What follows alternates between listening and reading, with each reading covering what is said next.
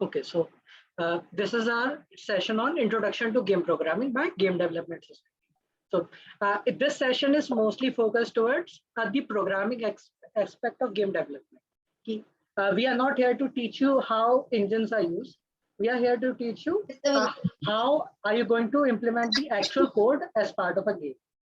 So the focus should be on thinking of mechanics and implementation in terms of objects. So that is what we want out of you in this session.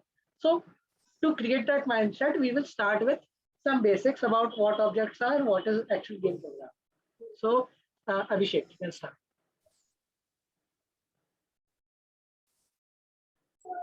Okay, so before we go into the details, let's look at what actually game programming is. Well, it involves coding, that's obvious, but what it helps us in achieving is very fascinating, as it allows us to interact with the game. It allows the various game objects to interact with each other and helps link what the artist makes and what the designer wants to implement. So below you can see that there's a chart which says that for the game Valorant, the artist made the character and the gun, and the designer wanted to implement the shooting mechanic. So what the game programming helped, it made a coding mechanic which helped the player to shoot. So that's what game programming helps us do. So moving on to objects, where Ishan will explain you. Hello. So let's learn about objects. What are objects? Anything which have some properties and or show some behavior can be considered as an object or entity. So जो भी चीज हम देखेंगे game में हर एक चीज एक object है. हर एक चीज का कोई सर्टेन प्रॉपर्टीज होगी और वो कुछ बिहेवियर शो करेंगे. Every object is instance of a class. Hence, a class can be considered as a blueprint which enables us to create objects. जो भी ऑब्जेक्ट्स हैं वो किसी क्लास से डिराइव हुए हैं. Class are like constructors. वो सिमिलर टाइप की चीजें बनाते हैं. हम इसको समझ सकते हैं फर्नीचर्स के एग्जांपल से. फर्नीचर्स एक क्लास होगी और जो टेबल्स चेयर्स हैं वो उनके ऑब्जेक्ट्स हैं. हर सबके पास एक कॉमन प्रॉपर्टी होगी कि वो लकड़ी के बने. ऐसे classes are used to define properties and behaviors of similar types of objects. In game engines, a template class can be referred to as prefab or blueprint, right? So in game engines हम इस concept का use कैसे करते हैं? हम एक scenario imagine करते हैं कि हम कोई game बना रहे हैं जिसमें हम बहुत सारे enemies हैं हमारे सामने. हर enemies के पास same properties है. उनकी कोई health है, वो कोई damage cause करते हैं player को, ठीक है? तो हम क्या कर सकते हैं? हम हर एक enemy अलग-अलग independently बनाने के अलावा क्या कर सकते हैं? एक एनिमी क्लास डिफाइन कर सकते हैं और उसके ऑब्जेक्ट्स बना सकते हैं. एनिमी क्लास के पास प्रॉपर्टीज रहेगी कि उसके हर एक ऑब्जेक्ट के पास कुछ हेल्थ होगी, कोई अटैक वैल्यू होगी. तो इस तरह जब हम उसके ऑब्जेक्ट्स बनाएंगे तो हर एनिमी ऑब्जेक्ट के पास सेम प्रॉपर्टीज होगी. A game scene is a group of objects with some defined behavior. A scene can be made up of single object or multiple objects. जो भी गेम सीन होता है, game scene consist of multiple objects और यही एक scene होता है. Hence, a game can be considered as a collection of scenes linked together via events. और जो ओवरऑल गेम है वो collections of scenes है जो एक दूसरे के थ्रू इवेंट्स के थ्रू कनेक्टेड है. Now let's go to the next slide. Here we are shown schematically what happens. A class is a template for making objects. A object is an instance of a class. Scenes consist of objects and game consists of scenes. Okay. Move to the next slide. Components. What are components? The data and behavior of object can be abstracted into similar chunks known as components. जो properties है और जो behaviours होते हैं objects को हम उनको further सब डिवाइड करके और स्मॉलर चंक्स में रख सकते हैं. उनको हम कंपोनेंट्स बोल सकते हैं. फॉर एग्जांपल कोई भी ऑब्जेक्ट है तो उनकी पोजीशन और रोटेशन और स्केल को हम एक चंक में डाल के उसको ट्रांसफॉर्म कंपोनेंट बोल सकते हैं. तो जो ट्रांसफॉर्म कंपोनेंट होगा उसको हम दूसरे ऑब्जेक्ट्स में भी यूज कर सकते हैं. एनिमी में भी यूज कर सकते हैं, प्लेयर में भी यूज कर सकते हैं और दोनों के पास भी पोजीशन, रोटेशन और स्केल हो सकता है. We can also abstract a certain behavior to a single object. These objects can be imported as a part of other objects to give them the said behavior. और यही components को हम एक objects के अंदर डाल के उस ऑब्जेक्ट को भी एज अ कंपोनेंट यूज कर सकते हैं. जैसे मान लेते हैं हमने एक ह्यूमन बनाया. ह्यूमन कंपोनेंट बनाया, उस ह्यूमन के पास हेल्थ वगैरह होगी, और हम इसी ह्यूमन को और फर्दर ऑब्जेक्ट्स में यूज कर सकते हैं एज एनिमी और प्लेयर। तो वही ऐसे हम हायरार्की बिल्ड कर सकते हैं। Now let's move to the next slide. हाँ, इम्प्लीमेंटेशन ऑफ कंपोनेंट। तो यहाँ पे हम बता रहे हैं कि कैसे हम इम्प्लीमेंट कर सकते हैं। यहाँ पे हमने कुछ क्लासेस डिफाइन की है। राइट साइड के स्क्रीनशॉट में आप देख सकते हैं ऑब्जेक्ट क्लास बहुत बेसिक क्लास है। हर एक क्लास होगा वो ऑब्जेक्ट क्लास से इनहेरिट होगा। Here position and input R component of classes. यहाँ पे जो पोजीशन और इनपुट है वो कंपोनेंट्स है। Object is a base class as I said. Actor has only a position component. वही जो एक्टर है जो कि ऑब्जेक्ट से डिराइव हुआ है, सीधी सी बात ऑब्जेक्ट से डिराइव है, क्योंकि ऑब्जेक्ट एकदम बेसिक क्लास है और उसके अंदर पोजीशन कंपोनेंट है। और जो हमारी पॉन क्लास है वो डिराइव हुई है एक्टर क्लास से। और एक्टर क्लास और उसके अंदर इनपुट है, पर एक्टर क्लास के अंदर पहले से ही पोजीशन है। तो हमारा जो अभी पॉन क्लास है उसके पास इनपुट भी होगा और पोजीशन भी होगा। इस तरह हम एक हायरार्की बिल्ड करते हैं और इस हायरार्की को यूज करते हैं। Now next to the next slide. Okay, so now we have come up with a question that can we extend these template classes? So can anybody from the participants try to answer that? If it's a no from your side, then why? And if it's a yes, then how do we extend it?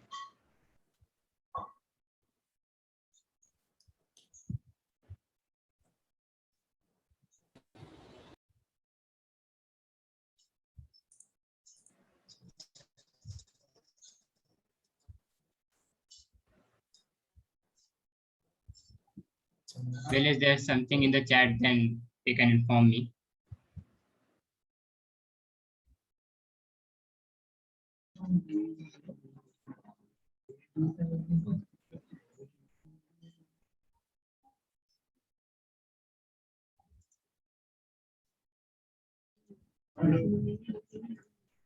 Okay, so as no one is able to tell, so what we can do is that we'll move, and what we see that yes, it can be done, and that can be achieved by using scripts.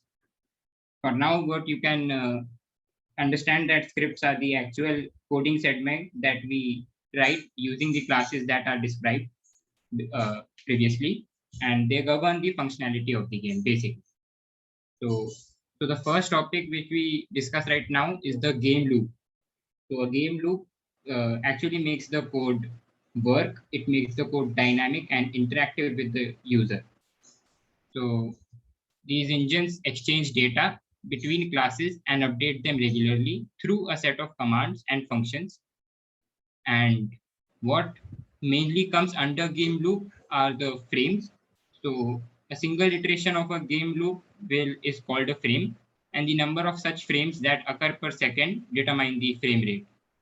So on the right, we have a schematic which tells you about a single frame, and such frames combine together to make loops. So the frame starts, then it executes the physics calculation, like it checks the gravity if it's applicable, and collisions from the surroundings, and if what are the coordinates, the initial coordinates, and what will the final coordinates be of the object. And what it does after it is that it goes by taking the input from the user, what key has the user pressed to run a specific command, and then it takes this input to the running script where that input entered is checked, and it is seen what type of output is it going to give. So that object output is returned to the object, and then it is returned to the user through the GUI, and then we move and exit the frame, and then we go back and restart the frame. So this is how a game loop works. So the next thing that we come to is the script functions through which you can write your scripts. So here on the right, we have taken the Unity engine function, and currently we'll show you the functioning on the Godot. So if Unity and Godot would have the same functions, then we would have written Godot here. But that's not true.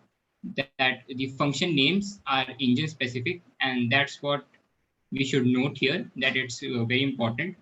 And Godot has functions like read, process, and physics process, and many more functions. And now we come to the interactive part of the workshop, where we will start input and output. So as the name suggests, it's taking the input from the user into the hardware and processing it and giving the output. So input can be taken via different mediums, like through a keyboard by pressing different keys, through a mouse by the left click or the right click, or through a gamepad where the different buttons are present. So the input can be used to generate an output which is as simple as hello world of ESC 101. I hope you guys remember it. And can be as complex as shooting a bullet through a gun. So now we'll move to the Godot implementation of input and output. So what I'll like to show you all is that there's a GitHub repo link present in the chat box. So what you all can do is that you can open it and you'll see something like this appear.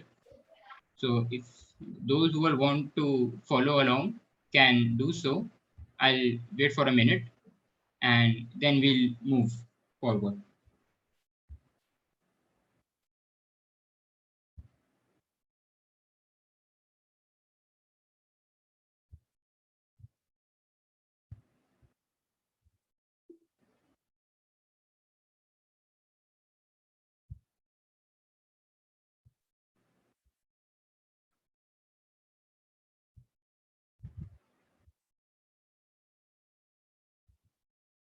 Okay, so those who wanted to follow along might have done it till now.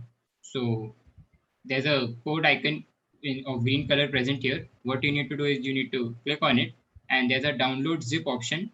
So what you can do is you can download the zip file, and kindly remember the location where you are saving it. We'll save it, and it will download. And the step that we need to do next is extract the zip folder into an empty folder, and then we are ready to open the Godot engine. Okay, so now that we have done it, what we'll do is, this was the one that I downloaded. Now I'll extract it and I'll choose a location.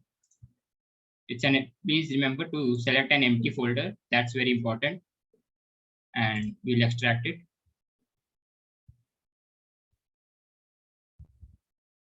After it has been extracted, what we'll do is we'll open the Godot engine. And when we come here, we see three options that are currently active, and one of them is scan. So what we need to do is we need to scan a project, select the destination where you have saved that project. So this was mine. And when you are through with the game programming workshop main folder, open it. There's a project folder, and this is the folder that we want to select. So we'll select this folder, and then you can double click on that folder and we'll be able to enter into the Godot game engine. And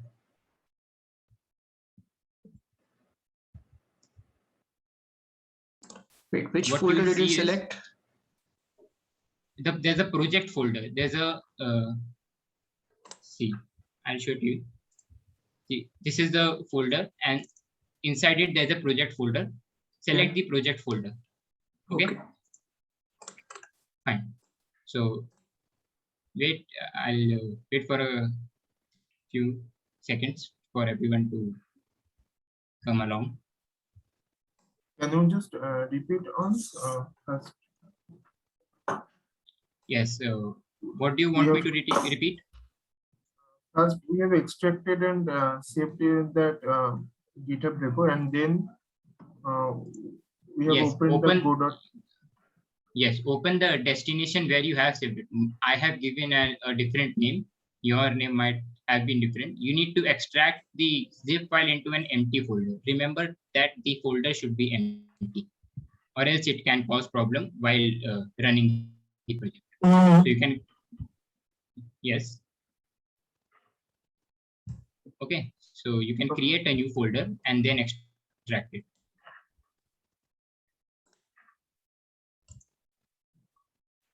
Okay, so I guess everyone is at the same place where I am. So what we see here is the main game scene, the big window, and at the left bottom, there's a scenes folder where you can follow my cursor where my cursor is pointing. So we can select that folder, and there are multiple subfolders here. So we'll select the input output folder, and there are 2 items inside the input output folder. Please watch my cursor, and there's a input.tscn. Look at the extension, it's .tscn. We will open that, and now we'll move up and we'll see that there is an object called node here, and beside it there's an icon. So that icon corresponds to the script. So we'll open the script, and now we come to where we do the coding part of the game. So what's already written here is if input dot is action just pressed confirm. So before that, what everybody can see is that there's a project tab here just beside the scene tab.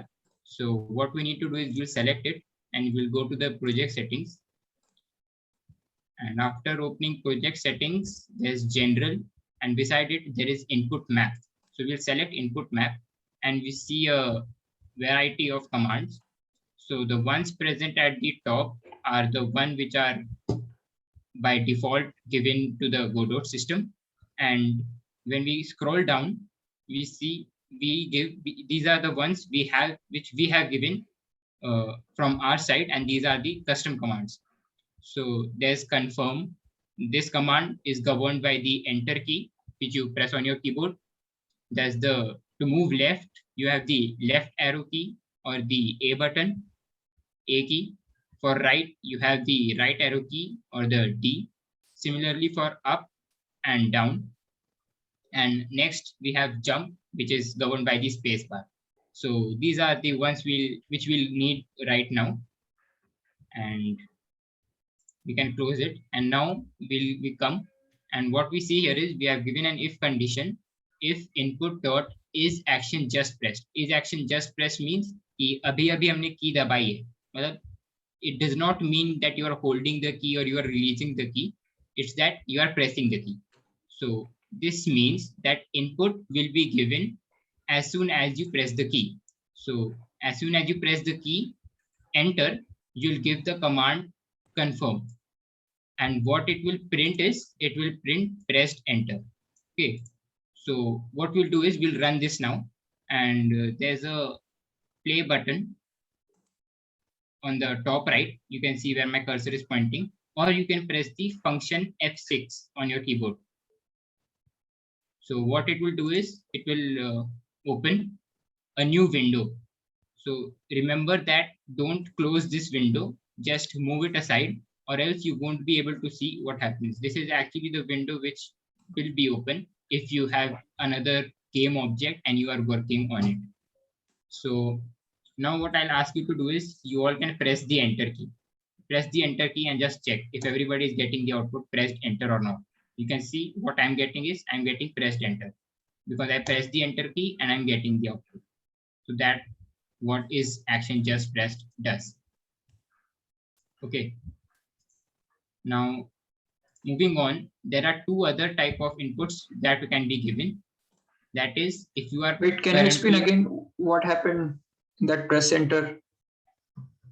Okay, I'll do it. So when you play it,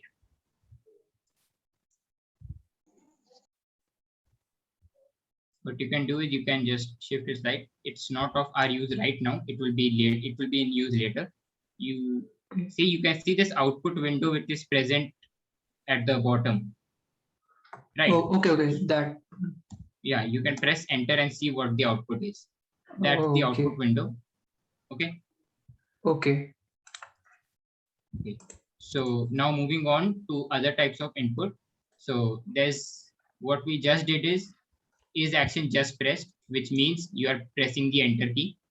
So taking the enter key only, we'll now check if what we'll get if we hold the enter key. And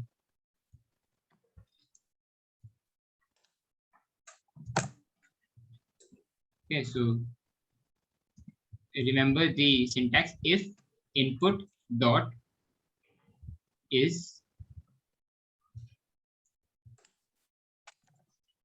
I'll have to do it again.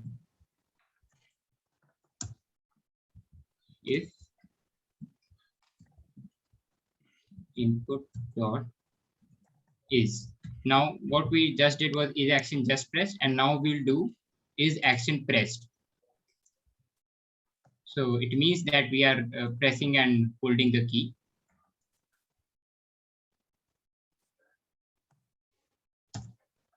And remember to put a colon after the parenthesis. That's like the semicolon of ESC 101.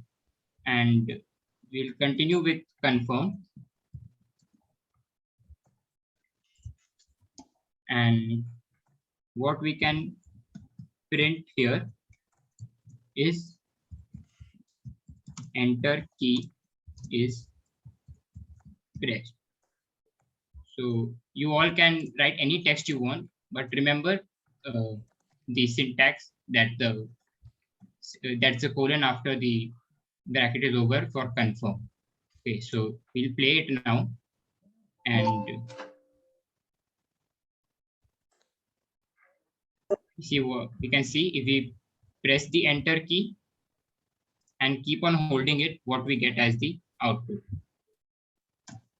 like this. Okay, so this is what we get. We keep on pressing the enter key and we get at output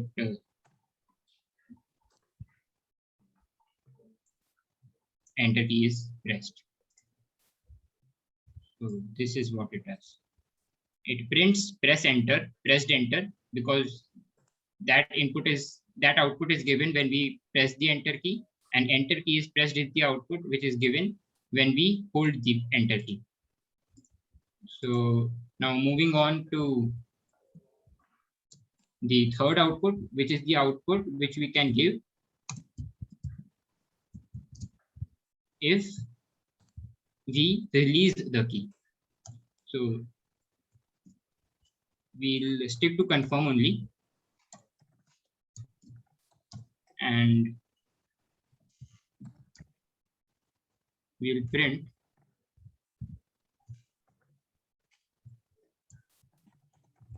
enter key is released. And now if we run it,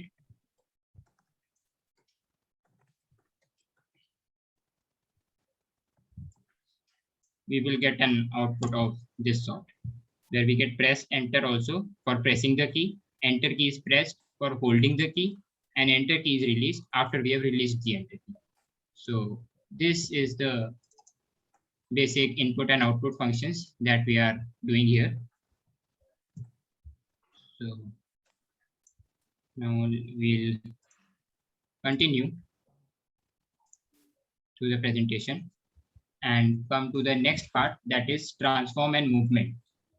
So the code that we just implemented, it just works for enter key only. No, you can do it for any. Okay, if there's some confusion, then I can clear it. So you can do it for anything. If you write left here, when you release the left key, okay. You'll get enter key is released. So what you can do is you can change it to left. Now what will happen is as you release the left key, you will get left gear release as the output. So you can Okay. choose any function that is present. So in that if statement brackets, if we put confirm left or something else, Yeah, that you key can is put don't. anything. Yes. Okay. It's present here in the input map. There are variety. So you can put up and you can press the up arrow key. You can put right and press the right arrow key. So these are the commands which you can give. These are custom and these are Okay. made by us. Even if you want, you can also add it yourself. All right. Okay. So now moving to the next part is transform and component, which actually is the basic coordinates, rotation and scale. So the mathematical specifications of your game object, like the coordinates in the XY direction and Z direction, the rotation about the XYZ axis, and the scale along the XYZ axis. And there are coordinates present. So the global coordinates, which are with respect to the origin, the standard XYZ axis, and there's the local coordinates, which are with respect to a parent object. The parent object, if you specify an object to be the parent object and there are sub objects which come under it, then the coordinates of the objects coming under the parent object will be specified with respect to the parent object. So here we can see we have position. You can do it in the 3D space or the 2D space. So as it's our first session, we are doing it in 2D space for the sake of simplicity. So position, changing the position allows motion to occur, and these are the coordinates which are represented along the I cap, J cap, and K cap directions. Rotation occurs along the axis, so the XYZ axis for 3D space and the XY axis for the 2D space, and they provide a new orientation. The scale, you can change the size of your object, like you can stretch it or shorten it by providing the scale. So going to the Godot implementation only. So there's an object tab which is open. You can see where my cursor is pointing. This is the object tab, and you can click node 2D. Okay, so currently you will be seeing a plus sign here, and there's a sprite which is present to it, but that's not visible. So the reason for it is if you click on the sprite button and go to the right side, there's an inspector window here, and you see that under the sprite option, the texture, it's empty. So until and unless you provide a texture, you won't be able to see some visible picture or a photo. So what you can do is there's a load option present.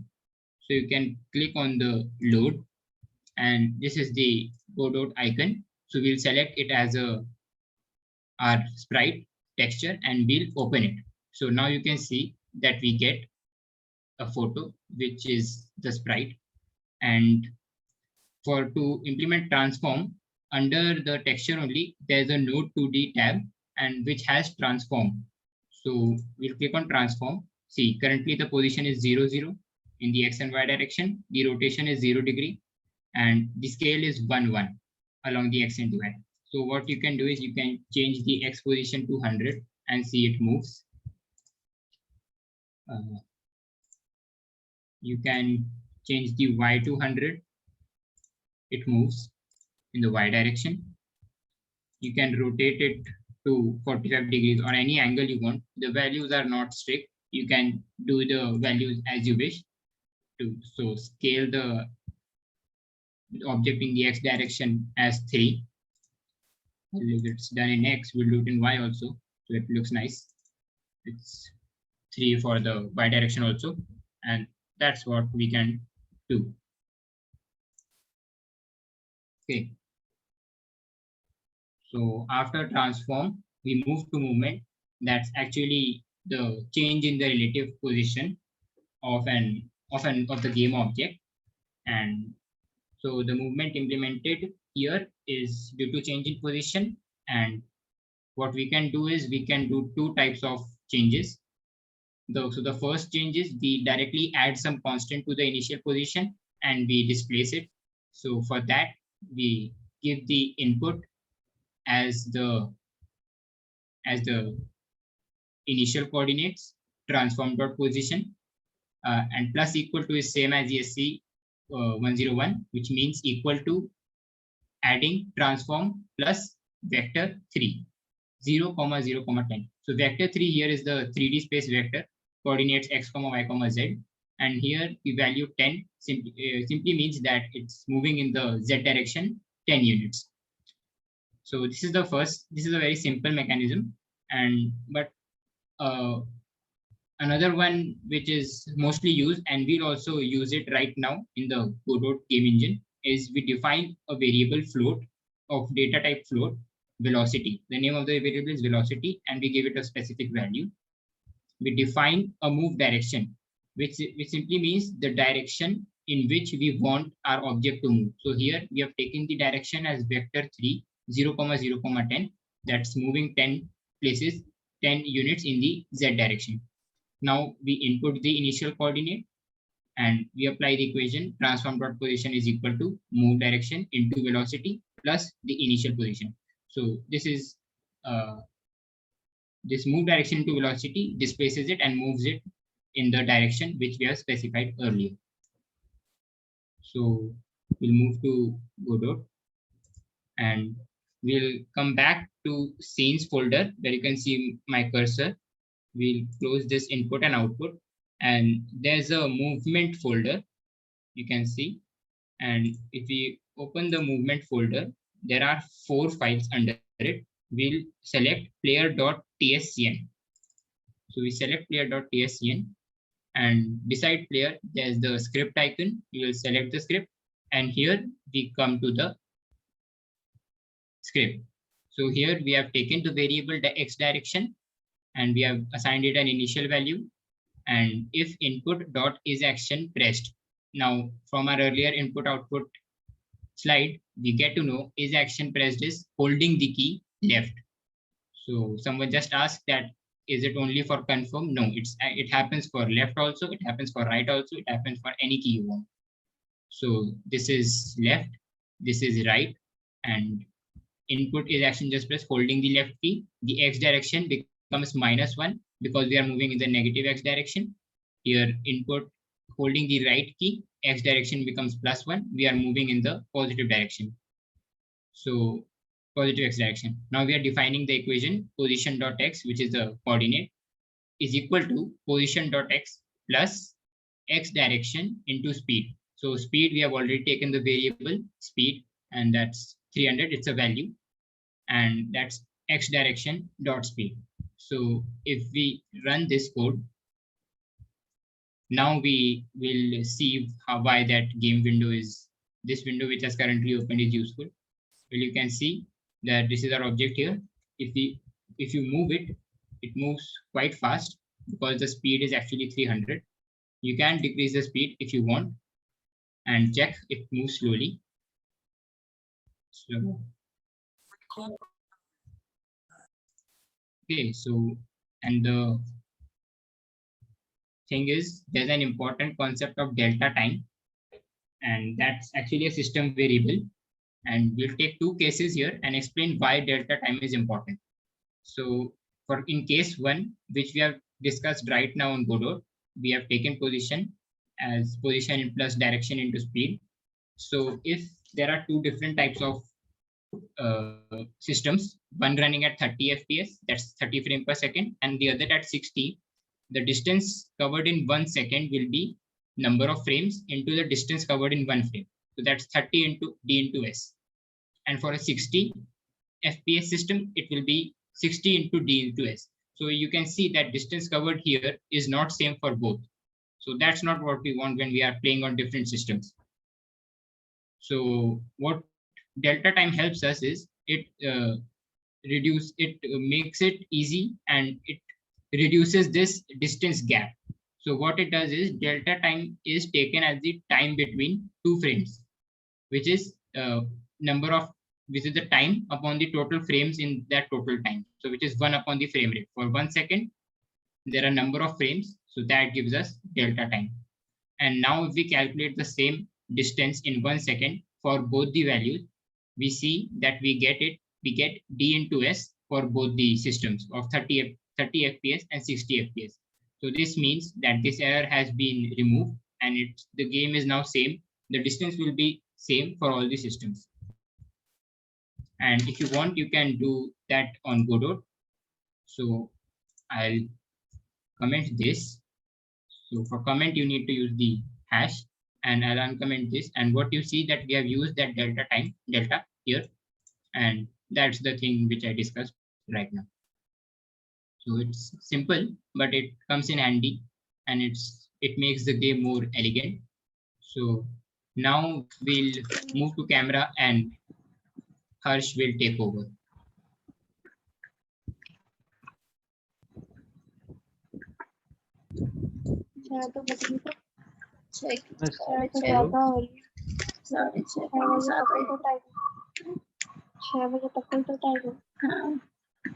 Everyone, please switch off your mic if you don't want to ask anything.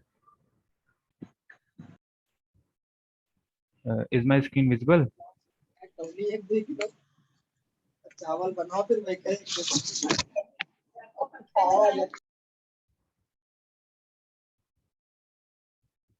Hello, am I audible?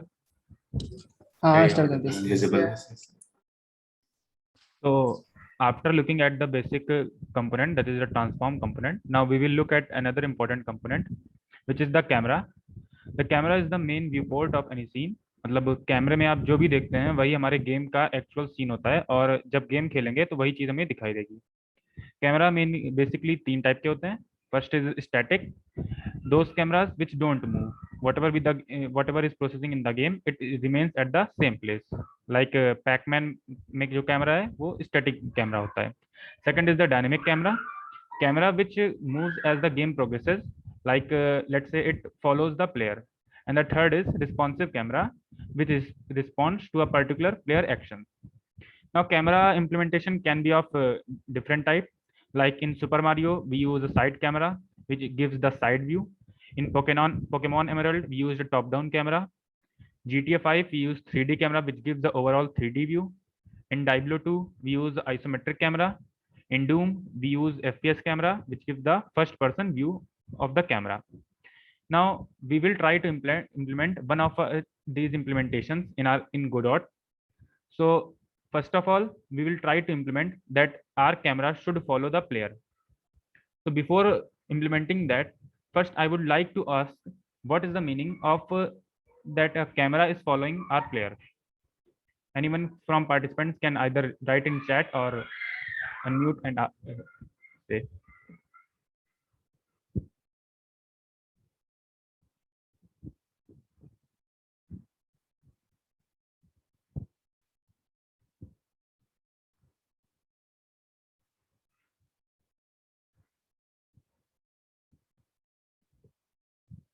Yes, you got almost correct. The meaning of the camera following the player is that the relative distance between the player, the relative position of a player and the camera should remain constant. That is, we can always define the position of camera as the position of player plus some constant. So we will try to implement the same thing in Godot. For implementing that, we have a camera scene. There is a sample scene. And for this, what we have a player, a ground, wall, and a simple camera, which will give our overall view of the game. Now we can see that we have some script attached to it by which we will make the camera follow the player. But let's first remove it and try to see how the game looks. So now I have removed the script, and let's see how the game looks without the camera following the player. So now you can see that the player is moving, but the camera is not able to follow it.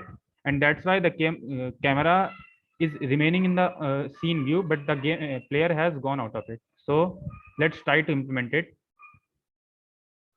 So camera player को follow करे, इसके लिए हमारे पास 2 method होते हैं. पहला method है कि जैसे हमने पहले बताया था ट्रांसफॉर्म में कि transform values are always relative to the parent. So अगर हम कैमरा को प्लेयर का चाइल्ड बना देंगे तो जो वैल्यूज होंगी कैमरा के पोजीशन और रोटेशन स्केल जो होंगी वो प्लेयर के रेस्पेक्ट में होंगी. So first thing what we can do that we can make the camera a child of player. So now the values will be relative to the player, and as the player advances, the camera will follow it. So I have done that. I have made the camera child of player, and let's see what changes.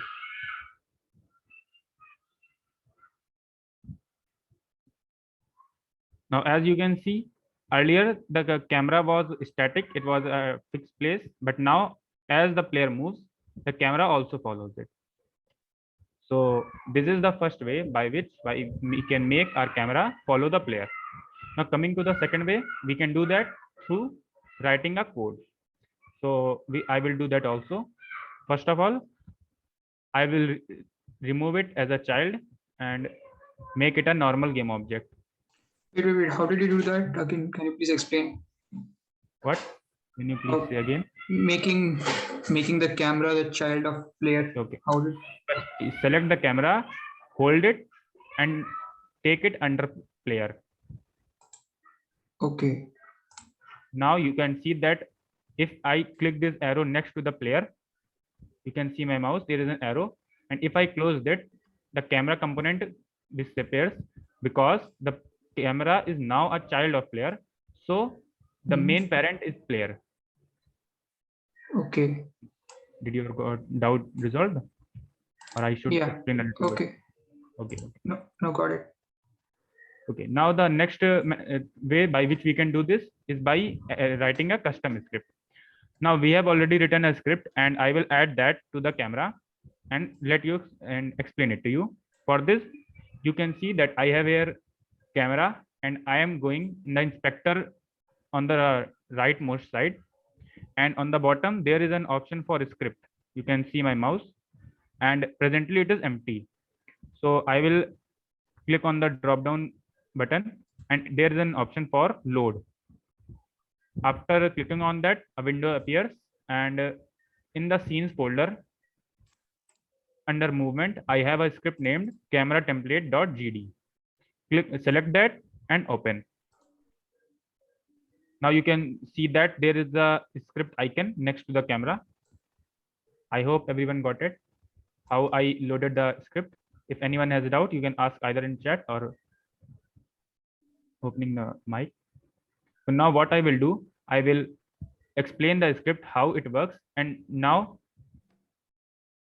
you can see the script, a simple script. First of all, on the top, I have a line written extends node 2D. This means that it will take reference of all the functions that Godot gives us for a 2D game. After that, on ready var target in line number 3.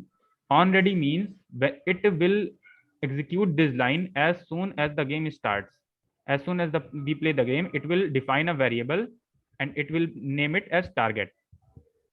After that, in line 4, we have export where offset, and it is defined to be equal to a vector 2. Vector 2 because we are dealing in 2 dimension, and it has 2 coordinates. First is x, which we have equal to 3, and second we have kept at 0. And next, one new thing, you can see that export. What does export mean? Export means जो तुम्हारी value होगी वो public होगी. Public मतलब उसको directly inspector में change कर सकते हैं. You don't need to open the script every time to change it. Like अभी ये कैमरा को हमने सेलेक्ट किया तो इंस्पेक्टर में देख सकते हैं जो स्क्रिप्ट वेरिएबल के अंडर एक ऑफसेट नाम का हमारे पास वेक्टर है. सो वी इसको यहीं से डायरेक्टली चेंज कर सकते हैं, बार बार स्क्रिप्ट खोलने की जरूरत नहीं है. सो प्रोग्रामिंग करते टाइम एक अच्छी प्रैक्टिस होती है कि जिन वेरिएबल्स की जरूरत हमको बार बार होती है चेंज करने की, like we have to check anything, तो उन वेरिएबल्स को एक्सपोर्ट फॉर्म में स्टोर करना बेटर होता है. So moving further, after in line 6 we have function ready. Function ready means it will execute when the game starts, and under that code line is written which is target equal to get parent dot get child 0. Now what does it mean? First of all, I have written get parent. Get parent means what it will do, it will give the reference to the parent to which the the script is attached. For example, in our case we have a script which is attached to camera 2D, and camera 2D का parent है scene level. So जो अभी हमारा script है उसमें हमने लिखा get parent, तो get parent से हमें scene level game object का रेफरेंस मिल जाएगा. After that we have written dot get child. Get child से हमें उस पर्टिकुलर गेम ऑब्जेक्ट के चाइल्ड का एक्सेस मिलता है. लाइक यहाँ पे हमने गेट पेरेंट से सीन लेवल का रेफरेंस ले लिया था. आफ्टर दैट अब हम उसके थ्रू उसके जो चाइल्ड हैं उसके अंदर उनको एक्सेस करेंगे. बट यहाँ पे देख सकते हैं एक चाइल्ड नहीं है, काफी सारे चाइल्ड हैं. सो उसको रिजॉल्व करने के लिए कि हम कौन से चाइल्ड को लेना चाहते हैं, every child under the parent is given an index, with the first child given as index 0, next 1, and so on. So in this case we want the target to be a player, because we want the camera to follow the player, and in this we can see that player is the first child, so its index will be 0. That's why we have written get child 0. So overall line 7 will give us the reference to the player. After that, in next update function, which is the process function, what we are doing, we are written position equal to target dot positioning plus offset. इसका मतलब जो present camera की position है वो target dot position यानी हमारे player की position plus offset. Offset एक कांस्टेंट वैल्यू है जो हमने ऊपर डिफाइन की थी लाइन नंबर 4 में. तो ओवरऑल ये वही चीज है जो मैंने बोला था कि अगर कैमरा प्लेयर को फॉलो कर रहा है तो इसका मतलब कि कैमरा की पोजीशन को किसी भी इंस्टेंट पे प्लेयर की position plus some constant value के फॉर्म में रिप्रेजेंट कर सकते हैं. सो यही हमने लाइन नंबर 10 में लिखा है.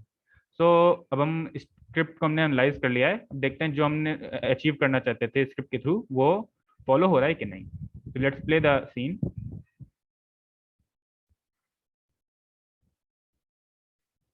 Now you can see that जो चीज पहले हमारे साथ हो रही थी, जो हमने चाइल्ड बनाया था, सेम काम अभी भी हो रहा है कि जैसे जैसे हमारा प्लेयर मूव कर रहा है वैसे वैसे कैमरा भी उसके साथ साथ मूव कर रहा है. सो कैमरा हमारे प्लेयर को फॉलो कर रहा है. So by this way we can made our camera follow the player. इसमें किसी को डाउट हो तो चैट में या जैसे भी हो पूछ सकते हो. After that we will move to the next segment, that is physics in game programming.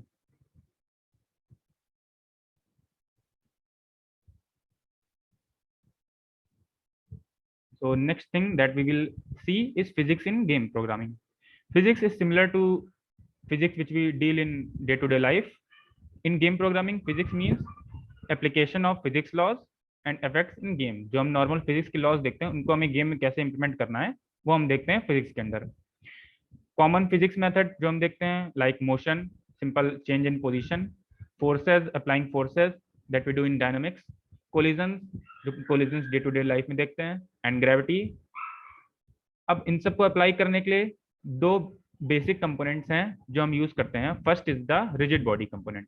Rigid body component क्या करता है? रिजिड बॉडी कंपोनेंट हमारे गेम ऑब्जेक्ट को नॉर्मल फिजिक्स में जो रिजिड बॉडी होती है उसकी प्रॉपर्टीज को फॉलो करने में हेल्प करता है. लाइक अगर किसी गेम ऑब्जेक्ट के पास रिजिड बॉडी है तो it will follow the basic laws of physics. But all the types of rigid bodies do not follow that. Basically rigid body component is of 3 types. First is dynamic, second kinematic, and static. What does dynamic rigid body do? It is the basic type of rigid body and the most common which we normally deal in with physics. Dynamic rigid body means it will respond to all types of forces. It will respond to simulations that will change its position if we change it in inspector or whatever we say. Next, it will collide in the same way that normal collisions occur, that it will be affected by forces. It will move if some heavy object will collide with it, and it is the basic default type of rigid body. After then kinematic rigid body, it will be affected by simulations, like we can move it by changing its position, but we cannot apply directly a force to it. Like let's say if we want it to follow gravity, then kinematic rigid bodies can't follow gravity directly. After that, it collides only with dynamic bodies. Kinematic bodies act as static wall in collision. That is कोई भी object उनसे टकराएगा तो वो खुद नहीं move करेंगे, बल्कि जो ऑब्जेक्ट उनसे टकराया है उनके लिए एक सिंपल वॉल की तरह काम करेंगे। And the last type is static rigid body. Static rigid body is the third type, like it neither responds to forces nor it responds to simulation. मतलब ना तो ये मूव करेगा खुद, ना ही इस पे आप अलग से फोर्स लगा सकते हो। कोलिजन्स भी होंगे तो सिंपल स्टैटिक वॉल की तरह काम करेगा, ये मूव नहीं करेगा। तो it is like simple a wall, nothing else. So after that the second component which is important for application of physics is colliders. Collider is a component which makes our game object to respond to physical collisions। यानी अगर हम चाहते हैं कि हमारे game object collision को follow करे तो उसके लिए उसके पास कोलाइडर कंपोनेंट होना जरूरी है। अब एक चीज इंपॉर्टेंट देखने लायक है कि कोलाइडर का शेप जरूरी नहीं है हमारे गेम ऑब्जेक्ट के शेप के इक्वल हो। जैसे राइट साइड में इमेज में देख सकते हैं, ये एक गेम ऑब्जेक्ट है बट इसमें कोई सिंगल कोलाइडर नहीं है। वी हैव 2 to 3 कोलाइडर्स और उन सबको कंबाइन करके हम पूरे गेम ऑब्जेक्ट को कोलिजन के लिए रिस्पॉन्ड करा रहे हैं, तो इससे बोलते हैं कंपाउंड कोलाइडर। नाउ एक बेसिक डिफरेंस जो कोलाइडर्स में आता है कि नॉर्मल फिजिक्स में we have only colliders but for game physics we have 2 types of colliders. First is a collider which is the normal collider and second is a trigger. Trigger में difference क्या आता है कि trigger से चीजें collide करेंगी but वो कोई फोर्स नहीं लगेगा, बल्कि जो गेम ऑब्जेक्ट उससे कोलाइड कर रहा है it will let it pass, वो उससे पास हो पाएगा। बट जैसे ही पास होगा तुरंत वो एक सिस्टम को सिग्नल देता है that something has collided with it. तो ऐसे गेम ऑब्जेक्ट को बोलते हैं हम trigger.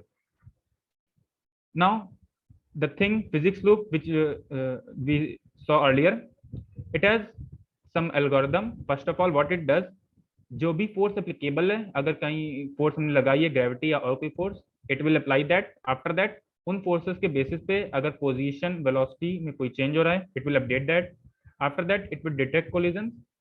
Next, on the basis of all these, if there are some constraints like due to motion it comes to, in front of a wall and after that it collides with the wall, so it will solve that what will be the next step, and on combination of all these it will display us the result. So this is a simple physics loop.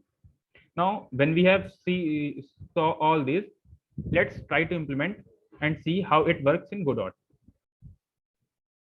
So for giving a feel of rigid body, first of all you can see on the left bottom that there is a folder named physics and under which there is a file named ground.tscn. Double click on that and you can see a simple scene. First of all, it has a game object named ground under which it has a component named rigid body, as I said earlier. Now you can select it and in the inspector you can see that its mode is set to be static. It is static. This means that it will not move and it will be a simple wall. But since we have used in the horizontal way, we are using it as a ground plane. Next thing, it is a simple sprite as we saw earlier. For this we have used a simple green colored sprite. And thirdly, it has a collider. Collider, as I said earlier, it can be of any shape. Here we have used rectangle shape, but you can use any shape of your choice. Even its dimensions are not fixed. So like this, I can change the dimension of our collider as per our choice. So this is a simple ground game object. Similarly, I can have a wall. It has all the same properties of ground. The difference is that it is in vertical direction, so I have used it as a wall. After that, to give a feel of rigid body, there is a file named rigid.tscn. Double click and open it. You can see there are some components. First of all, there is a player component. It has a rigid body 2D. Now you can see here that in inspector its mode is set to be rigid. Rigid means the dynamic rigid body, so it will follow all the laws of physics. Now here you can see that down here I have written gravity scale to be 1. Gravity scale 1, that it means it will follow a gravity with value 1. So presently it is at some height, so this is expected that if we release it from there it will fall down. Let's see does it happen or not. तो जैसा expected था, हमारा game object कुछ height पे था, वहां से अपने आप वो नीचे आ गया क्योंकि इस पे ग्रेविटी एक्ट कर रही थी। अब उसके अंदर नॉर्मल स्प्राइट है, एक स्प्राइट के फॉर्म में हमने गोडॉट का आइकन लिया है और कोलाइडर है एंड ग्राउंड जो मैंने पहले भी बताया।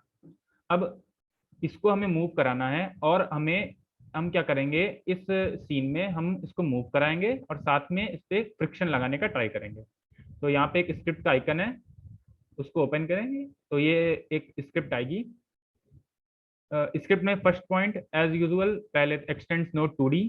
After that in line 3 we have written on ready war where RB which is equal to rigid body।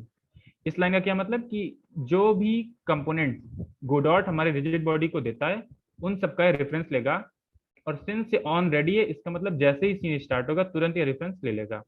After that we have defined 2 variables, one for speed that which speed it will move and second the friction, कितना friction इस पे लगेगा। After that we have the update function. Update function में क्योंकि हम यहाँ पे mainly physics apply कर रहे हैं तो हमने यहाँ पे नॉर्मल प्रोसेस की जगह फिजिक्स प्रोसेस यानी फिक्स्ड अपडेट फंक्शन का यूज किया है। फर्स्ट ऑफ ऑल एक वेरिएबल है नेम्ड वेल जिसमें हम rigid body dot linear velocity यानी कि जो रिजिड बॉडी है उसकी हमने लीनियर वेलोसिटी ट्रांसलेशनल वेलोसिटी को स्टोर कर लिया है। After that we are taking input. First of all, if input dot is action pressed is left, that is, if we press the left key, then what it does, it will change the x component of velocity to be equal to minus of speed. That is, in this case, it will be minus 250. After that, if we press the right key, the value of the x value will be changed to speed, that is 250. In the third case, if we have neither pressed left nor right यानी कि हमने कोई भी input नहीं दिया है, तो उस केस में होना क्या चाहिए कि क्योंकि हमने कोई इनपुट नहीं दिया है तो उसके पास वेलोसिटी हम अपनी तरफ से नहीं दे रहे हैं, तो ओवरऑल धीमे धीमे क्योंकि फ्रिक्शन लगाना है तो वेलोसिटी 0 हो जानी चाहिए और गेम ऑब्जेक्ट रेस्ट पे आ जाना चाहिए। तो उसको अप्लाई करने के लिए हमने फंक्शन यूज किया है lerf फंक्शन। lerf फंक्शन क्या करता है, इसमें बेसिकली 3 कंपोनेंट होते हैं। पहला कंपोनेंट डिफाइन करता है हमको किस वेरिएबल की वैल्यू चेंज करनी है, जैसे इस केस में हमें वेलोसिटी डॉट एक्स की वैल्यू चेंज करनी है तो हमने वहां पे वेलोसिटी डॉट एक्स लिख दिया। आफ्टर दैट सेकंड कंपोनेंट कि हमें किस वैल्यू तक ले जाना है, लाइक फाइनल वैल्यू क्या होनी चाहिए, तो सिंस इस केस में हमें चाहिए कि हमारा गेम ऑब्जेक्ट रेस्ट पे आ जाए तो इसलिए हमने उसको 0 कर दिया है। After that finally third component is by what amount, मतलब कितना तेज हम चाहते हैं कि वैल्यू चेंज हो, व्हाट इज, तो इस केस में हम चाहते हैं कि फ्रिक्शन के अकॉर्डिंग चेंज हो जो कि हमने पहले डिफाइन कर रखा है, तो हमने थर्ड कंपोनेंट के फॉर्म में फ्रिक्शन लिख दिया। नाउ ये जो वैल्यू है वो वेलोसिटी वेरिएबल जो हमने यहाँ पे डिफाइन किया था उसके अंदर सेव्ड है, but we want it to be applied to the linear velocity of our rigid body, so finally we will change the linear velocity of rigid body to be equal to the velocity. So by this, first of all, we are making our game object move by left and right input, and after that, if no input is given, it will slow down and come to rest under friction. So let's try to see it.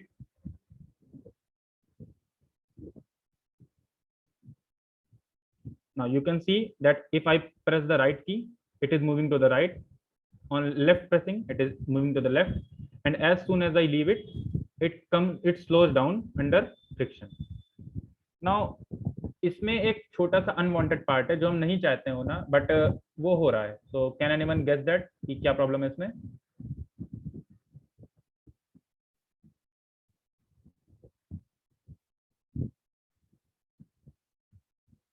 C problem क्या है कि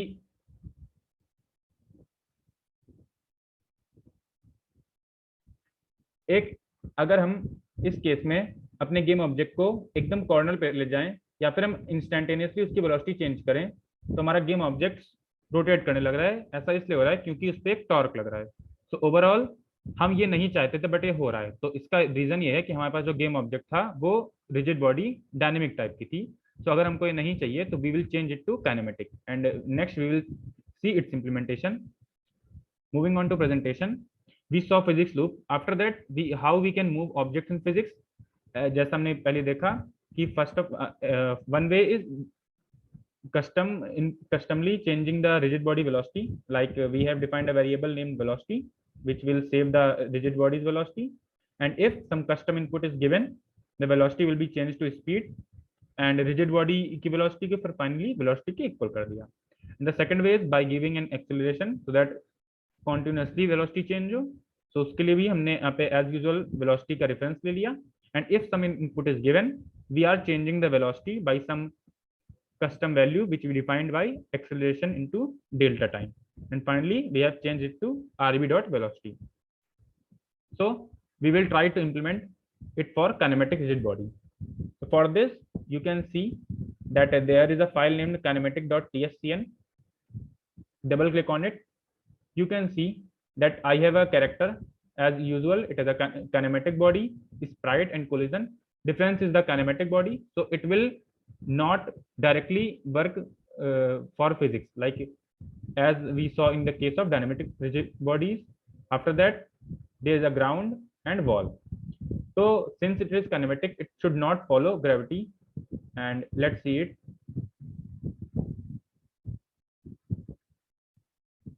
Now you can see that it is lifted up in the air, but still it doesn't fall because it is kinematic. So it will not be affected by gravity. So उसको gravity follow कराने के लिए और उसको move कराने के लिए we have written a custom script. You can see an icon of that, and when we open it, first of all, we have taken the reference of kinematic body. After that, we have defined some variables. First for gravity scale, acceleration, a maximum speed, and friction. In the start function, ready function, we have defined the velocity to be 0. After that, in the physics process, that is the physics loop. First of all, what we can do that, I have commented apply gravity function. First, I will comment that out. And what it does, it will make our player respond to gravity.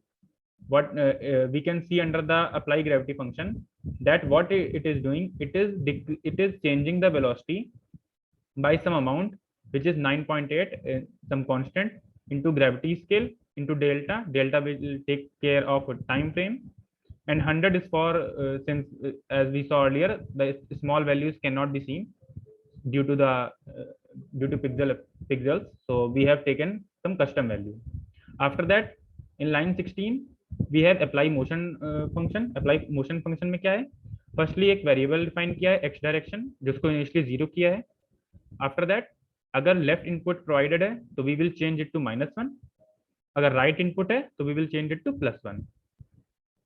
Next, we are checking for input with the function is equal approx. ये क्या करता है? इसमें दो component है. First component की which variable we want to compare.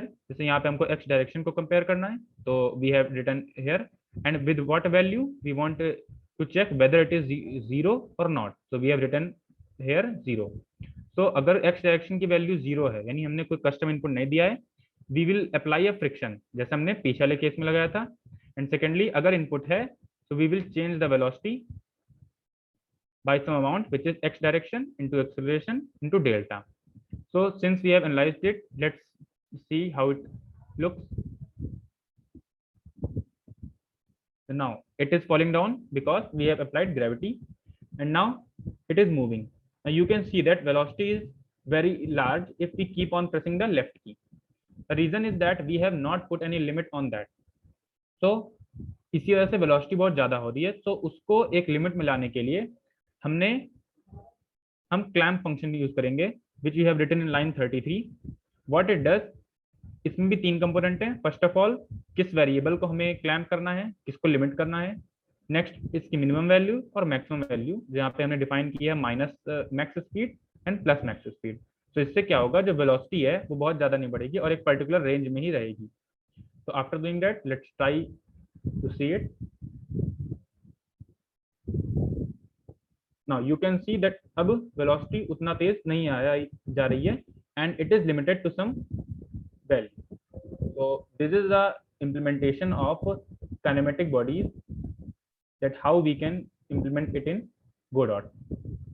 Now after that, we will code some mechanics. Ishan will take over. So let me share my screen.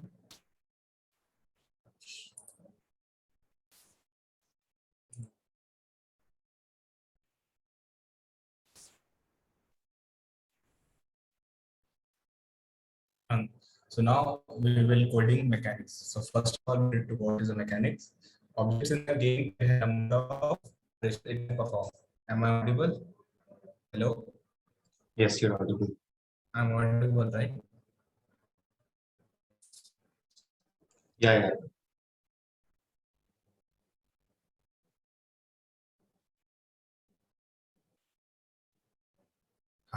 Objects in a game can have a number of operation it can perform. For example, movement, attack, and collecting collectibles. Each of this can be termed as a mechanics. तो जो भी operations होते हैं, हम हर एक operation को एक mechanics बोल सकते हैं. अभी हमने पिछले स्लाइड में देखा movement mechanics कैसे implement करते हैं. अब हम देखेंगे कि jump mechanics कैसे implement करते हैं अगले Godot के demonstration में. Coding requires thinking of mechanic in terms of object and altering their properties. तो कोई मैकेनिक इंप्लीमेंट करने के लिए हमको उसको ऑब्जेक्ट में सोचना पड़ेगा कि हम उस ऑब्जेक्ट के साथ क्या कर सकते हैं जो वो हम ये मैकेनिक इंप्लीमेंट करें. तो अभी हम जंप इंप्लीमेंट करके देखेंगे कैसे करते हैं. सो आई विल ओपन Godot. हाँ, सो यहाँ पे बॉटम लेफ्ट पे मैकेनिक्स के अंदर हम 2D सीन खोलेंगे. Is coding along. तो यहाँ पे 2D सीन खोल लेंगे. ये बेसिक डेमो सीन है जो हम यूज करेंगे डेमोन्स्ट्रेशन जंप के डेमोन्स्ट्रेशन के लिए. जो हमारा ये जो जंपर है ये खुद एक सीन है. ये जंपर ही जंप करेगा और इसी पे स्क्रिप्ट अटैच है. So we will now see what is the script attached to the jumper. Right. So most of the thing पिछला ये ग्रेविटी अप्लाई कर पिछले स्लाइड्स को ऑलरेडी एक्सप्लेन हो चुका है. मूवमेंट कैसे करते हैं वो पहले एक्सप्लेन हो चुका है. बेसिकली यहाँ पे मैं बताऊंगा कि जंप कैसे करते हैं. राइट. सो हाँ, hello, voice audible right? Break हो क्या आ रहा है आपका voice?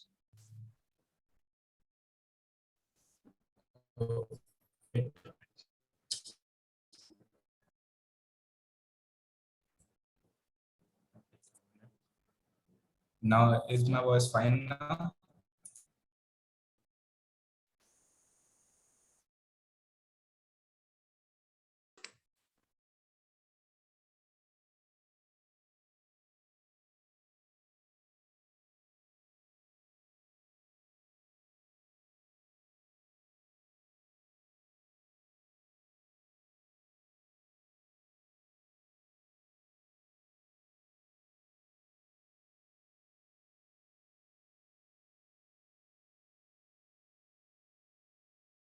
Sorry for the interruption. Am I audible now? Hello. Yes.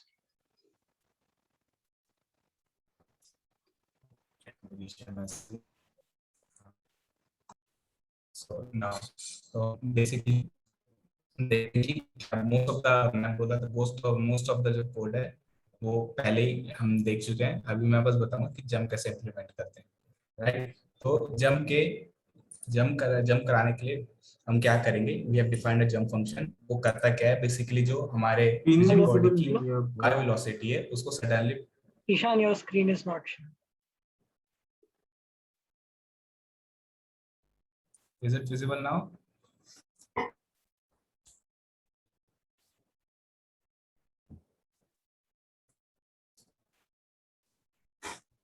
Hello, I'm audible right? Yes. Screen अभी तक दिख नहीं रहा है. It's not visible right now.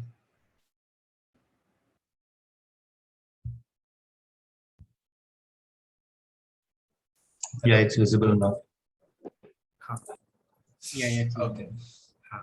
So most of the code पहले ही हमने देख चुका है कि मूवमेंट कैसे होता है, ग्रेविटी कैसे अप्लाई करते हैं. मैं यहाँ पे बताऊंगा कि जंप कैसे इम्प्लीमेंट करते हैं. For that we have defined the jump function. वो कर क्या रहा है? वो बेसिकली जो वाई वेलोसिटी है मींस वर्टिकल वेलोसिटी को सडनली बढ़ा रहा है. तो वो ऐसा दिखता है कि जो हमारा पैर है वो जंप कर रहा है. राइट. तो जंप कर रहा है. पर ये चीज भी हो सकती है कि हम मल्टीपल जंप भी कर सकते हैं. ऐसे केस में अगर हम बस इनपुट देख चेक करके जंप करें तो ऐसे में मल्टीपल जंप हो सकता है. तो मतलब हम लगातार जंप करते भी रह सकते हैं, एक के बाद एक जंप, कभी जमीन पे ही ना है. तो उसको रोकने के लिए हम क्या करते हैं? हम चेक करते हैं कि हम तभी जंप कर सके जब हम ग्राउंड पे हो, राइट। ये सेंस भी बनाता है। जंप हम करते नॉर्मल रिएक्शन के कारण, अगर ग्राउंड में नहीं होंगे तो जंप कैसे करेंगे? तो उसके लिए हम क्या करते हैं, we pass an up direction inside move and slide function. Move and slide function क्या करता है, बेसिकली हमारे फिजिक्स इंजन को बताता है कि ये हमारा रिजिड बॉडी है, मूव। इसमें हम जब ये वाला ऑप्शनल पैरामीटर अप डायरेक्शन पास करते हैं तो वो चेक भी करके बताता है कि ग्राउंड पे है कि नहीं। तो हम वही प्रोसेस फंक्शन के अंदर वही चेक कर रहे हैं, इफ ऑन ग्राउंड कहाँ पे ट्रू हो रहा है, if is on floor. Physics process के अंदर चेक हो रहा है if is on floor. Is on floor system function है, ये तभी ट्रू होता है जब मूव एंड स्लाइड के कारण हमको पता चलता है कि वो ग्राउंड पे है। तो जब वो ग्राउंड पे है, ऑन ग्राउंड ट्रू हो जाता है।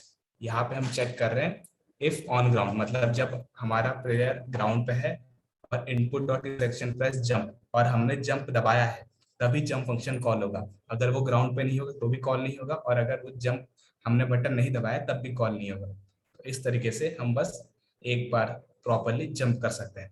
अब इसका डेमोन्स्ट्रेशन देखेंगे। यहाँ पे हम देख सकते हैं, यहाँ पे हम मूव कर रहे हैं और इस प्लेस था jump. So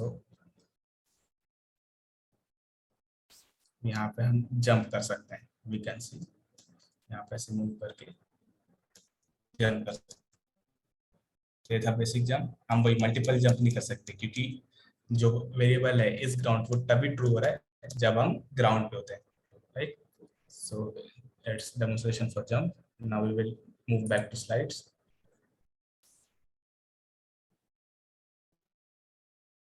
Our next is, so what is an AI? AI here means any behavior shown by game object, which is either controlled or not controlled by the person, means the player. A revolving sphere also has some behavior and thus constitutes an AI.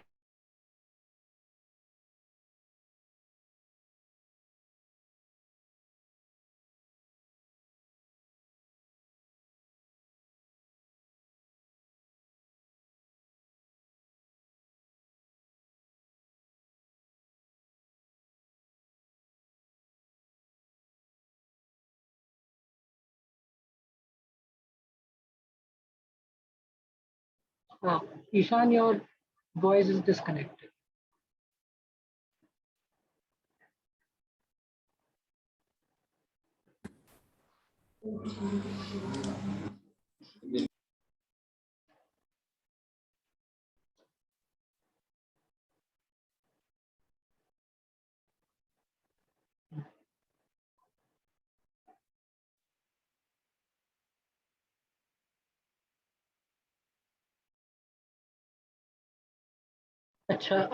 Yeah, I think there's a net issue from Ishan's side.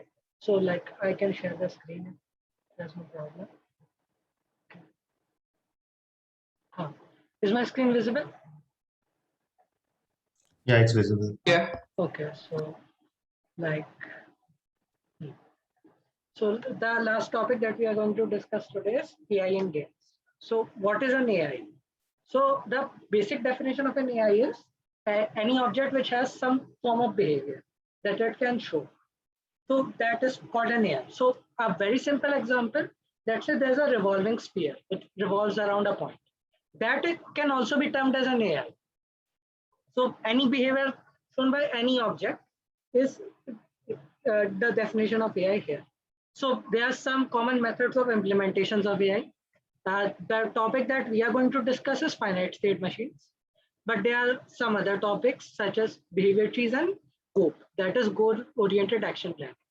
So I will not go deep into these topics, but behavior trees are usually based upon your binary trees, that the number of actions that an object can perform depends on a certain condition, and based on that condition, it can divide the number of tasks possible. So it usually helps in easily searching through phases and changing between states. Similarly, GOAP is goal-oriented action planning. Here, we provide a number of operations that an object can perform, and we give him a particular goal that he has to do something. Let's say I have an enemy AI which needs to find the player character. and the player character is in some another room, and the enemy AI has some number of operations that it can perform. That is, for example, let's say it has the ability to move around in the world. It has the ability to knock over other objects in its path. It has the ability to open gates, climb ladders, etc. So if the player is at some point in the map, and I am the enemy character and I have to get to the player, and I have these operations, the AI figures out what it has to do. That is, I need to find the player. For that, I need to go from room A to room B. To need to go from room A to room B, there's a gate in between. If that gate is blocked, open that gate. Now enter room B. If there's no obstacle in between, go towards the player. If there's an obstacle, knock over that obstacle, etc. I can define coroutines for an object and give it operations, and it can figure out the tasks that it has to do to achieve that. That is Go. So like the behavior of NPCs in all of your games, like the general behavior shown by an NPC in something like GTA, that is implemented through this. The enemy has some operations that it can perform, and it has some tasks that it has to do. Okay, so the case study for today's finite state machine that we are going to focus on. So finite state machine is an implementation based on states. Each object has a number of states. मेरे पास कुछ state हो सकते हैं, and each state के पास एक behavior है कि उस state में मैं ये चीज करता हूँ, and the object has the ability to transition between states. कि I can go from state A to state B based on some stimulus, and here the stimulus can be कोई input या कोई event which happens in your game, and some external signal, etc. If some event happens, due to that I change my signal, due to which I change my behavior, and I can easily transition between these. So the example that we are going to discuss today is of a standard guard AI. कि मेरे पास एक guard का AI मुझे implement करना, तो मैंने पहले सोचा कि guard के पास क्या क्या behaviors हो सकते हैं. So I start with the entry phase, that is idle. कि entry में first phase is idle. Idle here means कि the guard has a position on which it stands. कि I will stand at a particular position, and since I am a guard, I should have the ability to detect other things. So the guard has a detection range in which it can detect other objects. Okay. So from idle, the only state that we can go to is chase, and the condition here is within detection range. So I am stationed at my position, let's call it origin. Initially, I'm at my origin and I have a detection range. If an object gets inside the detection range, then I can change my state from idle to chase. The chase state is, as it sounds like, I will chase the object that was inside my detection. That is each frame. I will, whenever an object enters the detection range, I will change my state and I will hold its reference. If this is the object that I have to chase, and each frame I will go towards that object, i.e. chasing it. I have a particular move speed and I will move along that direction, and I will constantly chase that object. From chase, the only state that we can go to is search. What is search here means? The condition given is outside detection range. So I can go from chase to search when the object that I'm chasing no longer is in my range. I was constantly following it, but at some point it goes beyond my line of sight. I cannot no longer find it. So now I can go to the search state. So the definition of how we were implementing things. मैं player को search chase कर रहा था, तो chase करने के लिए मेरे पास उसकी position थी, and now I no longer know where the player is, but I currently have one thing which is the last position of the player. When I transition from chase to search, I have that position कि मैंने आखिरी बार player को उस point पे देखा. So the search state has the behavior that I will go to the last seen point of the object that I was chasing. I can go to the last seen point कि मैंने object को आखिरी बार देखा था. Let's try to go there and find whether it is there or not. So that is the search state, and after search there's a retreat state. So the condition that is not detected at last seen point. The object went out of my line of sight. I was in search state. मैं आखिरी point तक गया और मुझे वो object अभी तक नहीं मिला. So the only thing left for me is to retreat. So the retreat state is going back to origin, or the and go back to idle position. So the transition from retreat to idle is back at origin.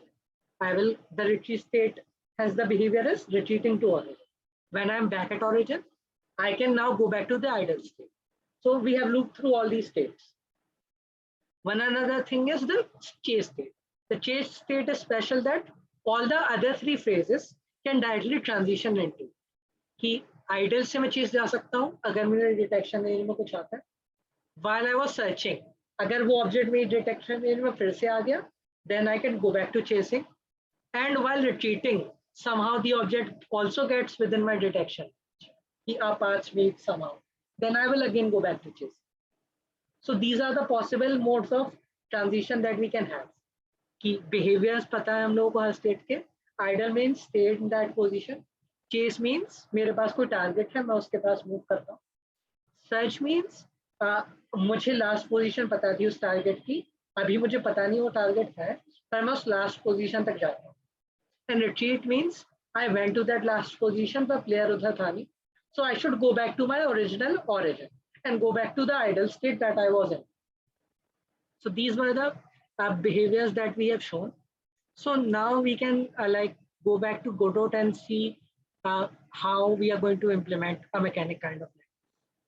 So, yeah. So let me share my screen. So is Godot visible? Yes. Yes. Okay. So there's an AI folder in the scenes. You can open it, and there's an AI scene.tsc. Okay. So here we have some objects. There are some walls and ground that we used in the physics simulation. Currently, they are not active. They are only there for visualization, so that you guys can see that objects are moving. Okay. There's a player, which is that kinematic body, and it has a camera which follows it. And the player we can move using left and right keys. Okay. And there's an enemy. If I open the enemy scene, what is the enemy? The enemy has a kinematic body and it has a sprite and collider. Currently, they are not active. The thing that you have to notice on, I have a thing called detection range. Detection range is an area to be. What has discussed initially that हम लोगों ने trigger collider के बारे में बताया था कि the trigger collider is an collider जो detect कर सकता है objects उसके अंदर आ रहे हैं. Here we only need to detect an object. हम उसे रोकना. So we use a trigger. Godot में that is called an area. So we have an area 2D and we also give it a shape, which is a circle shape, which has a certain radius. So the object is this square sprite and it has a detection range around. And it also has a script, which I will go about explain. So this was a scene. The enemy has a script. So what the script has, कि ज़्यादा चीजें तो मैंने explain कर दी हैं. कि I have given some states. कि enums you have learned in C. कि custom data type with some custom values. Okay. So मैंने states दे दिए जो मैंने 4 बताए. Idle, chase, search and retreat. और मैंने एक initial state दिया which is idle. Okay. And I can एक custom चीज दी मैंने which is the trigger. कि I've stored the reference to the trigger and also I've given a detection radius. कि मैं script के through radius change कर सकता. Some a constant value distance factor and I have some variables to store the player. कि मैंने target store करने के लिए एक variable use करा. For the chess, both for the search state, I need a last position. So मैंने एक last position का variable store करा and एक movement store. And for retreat, we need an origin. So these are all the possible variables that I need to use in the ready function, which runs during the start. सबसे पहले ready run होता है. So मैंने इसमें 2 चीजें की. First है stored the origin. कि start होते जो मेरी position है वही मैंने origin माना. And I store the I alter the radius. कि अगर मुझे radius change करना है through script, तो मैं वो change कर सकता हूँ. Trigger.shape.radius is radius into some factor. Okay. Also for finite state machines, the update function is same in all cases. कोई भी तुम AI बनाओगे, it is a simple switch case. Godot में उसे match function कहते हैं, but it is similar to तुम्हारा switch case. कि हमने state लिया and check वो कौन सा state है. For each state हमारे पास एक function है and each update या process function we do only that. हमने state check करा और हर स्टेट के पास बिहेवियर वाला फंक्शन है, वी कॉल दैट फंक्शन। तो हम लोग का प्रोसेस ये होगा, for idle it was nothing की पोजीशन पे रहो, we do a print statement idle, and then we have a transition कि we should be able to transition into the chase state. तो हम उसके लिए क्या कर सकते हैं? तो फॉर दैट हमने डेफिनेशन में क्या कहा था कि the if an object enters the detection range, I should be able to change to transition.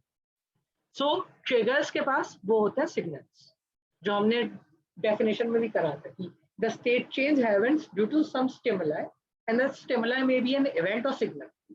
So the object, the detection range has some common signals, जो तुम इधर देख सकते हो. Click here on the detection range, and in node and signals, some signals are there. These signals are fired off when something happens. So यहाँ एक signal है body entered body. ये सिग्नल कब रन करता है? Whenever a collider enters this detection range. So whenever a body enters into it, I can call this signal on detection range enter. This refers to a function जो मैंने यहाँ इसी enemy script में डाला है. So what this detection range function does? This checks क्या मैं chase state में नहीं हूँ, and जो object आया है मेरे collider क्या वो player है? So if I am not already in chase, मैं किसी और ऑब्जेक्ट को चेस नहीं कर रहा और मेरे डिटेक्शन रेंज में कोई चीज आई है और वो चीज प्लेयर है, then I can change my state कि मुझे अब चेस स्टेट में जाना है, एंड मैं अपना टारगेट सेट कर सकता हूँ कि जो ऑब्जेक्ट आया उसका गेट करें, क्योंकि we are currently making the colliders parent of child of whatever object it is there. कि PIC में अपन देख सकते हैं the collision shape are the child of player. So here we are using that key target is get body dot get pair. So हमने chase state कर वो state change कर दिया तो chase. Now each process instead of matching to idle, हम लोगों का match function will get states dot chase. तो हम chase state function call करें. So chase state function is similar जो definition में हमने discuss किया था. We वो store the last position of the player and we check क्या वो प्लेयर की पोजीशन माइनस मेरी पोजीशन की length, that is distance between us is greater than some particular value. अगर हम दोनों का डिस्टेंस कोई पर्टिकुलर वैल्यू से ज्यादा है, so here I term it as getting outside the line of sight. तो मैं स्टेट चेंज कर सकता हूँ टू सर्च कि हम लोग का डिस्टेंस इतना ज्यादा हो चुका है, I can no longer track the player, now go into search state. और एल्स कंडीशन, अगर डिस्टेंस इतना ज्यादा नहीं है, I can use a move to function and I can give it a target position. Move to function भी हम लोगों ने implement करा है, उसमें बस simple हम लोगों ने direction ली कि target minus हम लोग की position dot normalize कि a minus b vector का normalize, and we change the position based on that, direction into speed into delta. So this function only moves to a particular position. Okay, so in chase we are moving to the last position. If the distance is more than some factor, we change to search. Now for if the state is search, हम लोग search state वाले function को call करेंगे. Here we again check कि we go to the last position. हम लोगों ने check करा last position जो थी player की node और हम लोग की position, क्या उसका distance is greater than some small value. Here we use the value 1 कि क्या किसी छोटी वैल्यू से distance ज़्यादा है. अगर distance ज़्यादा है तो move to at that point. Else distance अगर उतना ज़्यादा नहीं है कि we are moved to the last position और अभी तक अपना chase search है कि ये signal run नहीं हो रहा है. So we no longer know where the player is. We went to the last position, the player अभी भी नहीं मिला. So we can change our state कि now we can go back to the retreating phase. And retreat के लिए we call the retreat state function, which is again कि हम लोग origin तक जाना चाहते हैं. We check क्या हम लोग का distance origin का is greater than some small value. अगर distance अभी भी है sufficient, then move to origin. If not, कि हम लोग origin पहुंच चुके हैं, then go back to idle. So that is the implementation that we have shown. So अगर मैं अब game play करके दिखाऊं, so second, let me edit this. To show colliders, you can use this key. Debug में visible collision shapes का एक option. You can click that to show colliders in your game. Okay. So if I play the scene, You guys can see the blue one is my player. There's an enemy which has a radius and I can move it around. Currently it cannot detect me. और यहाँ output भी देख सकते हो क्या state चल रहा है. Currently it is idle. If I move inside it, it changes to chase. कि मैं अभी भी इसके अंदर हूँ, it is chasing me constantly based on whatever my position was in last frame. So if my distance becomes greater than some value, it goes back to search state. It tries to go to the last point where it found me, and I can easily transition from search to chase. But let's say it does not find where I was. So it goes back to retreating phase. You can see it is retreating back to its origin inside the map. And now it has reached the origin and it goes back to idle. Now I can go back to chase. It goes to search. Now it is retreating. If I go inside, it directly goes to chase from retreat. So here you can see the ability to transition between states. Key. I had the option to, let me share the screen again.